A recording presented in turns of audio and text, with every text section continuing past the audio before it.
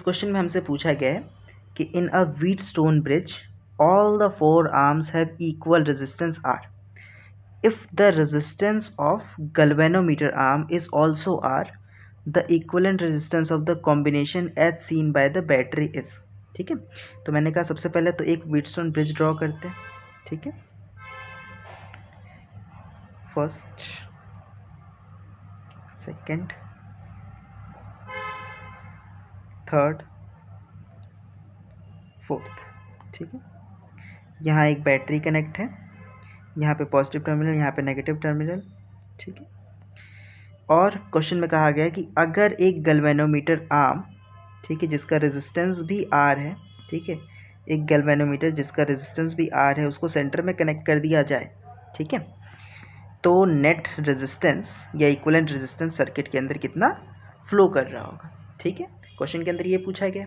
अच्छा, तो मुझे क्या पता है कि जब व्हीटस्टोन ब्रिज बैलेंस होता है, ठीक है, when Wheatstone bridge is balanced, तो इसके अंदर मतलब जब व्हीटस्टोन ब्रिज बैलेंस है तो गैल्वेनोमीटर के अंदर से कोई भी करंट का फ्लो नहीं होता है. ठीक है, जब व्हीटस्टोन बैलेंस होता है तो गैल्वेनोमीटर से करंट का फ्लो नहीं होता है. और अगर R और R मतलब R1 R2 के इक्वल है, ठीक है, मतलब P और Q R और S के इक्वल है, जब P और Q R और S के इक्वल है तो कोई भी करंट गैल्वेनोमीटर से पास नहीं कर रहा होगा. ठीक है, तो ऐसी कंडीशन में मैं कह सकता हूँ कि गैल्वेनोमीटर एग्जिस्ट नहीं करेगा. ठीक है, अगर मैं गैल्वेनोमीटर को हटा देता हूँ तो अब मुझे दिखता है कि अगर मान लेते हैं यहाँ से करंट I जा रहा होगा तो यहाँ पे ये दो पीसेस में टूट जाएगा, I1 में और I2 में.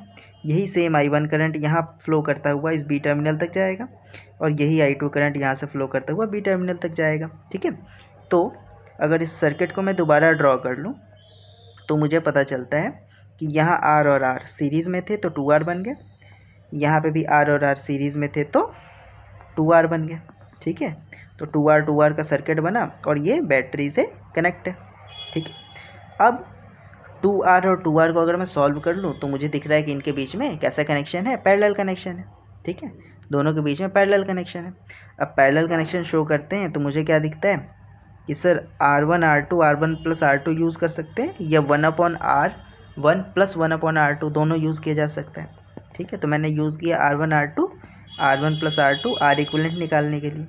R1 की वैल्यू मान लेते हैं 2R R1 है और ये भी 2R R2 है, तो 2R into 2R upon 2R plus 2R, तो 2R इंटू 2R कितना आ जाता है 4R स्क्वायर आ जाता है upon 2R plus 2R 4R आ जाता है. ठीक है, तो 4 से 4 कैंसिल, 1R से 1R कैंसिल, जो वैल्यू बचती है वो बच जाती है R, तो R इक्विवेलेंट की वैल्यू आ जाती है, वो आ जाती है R.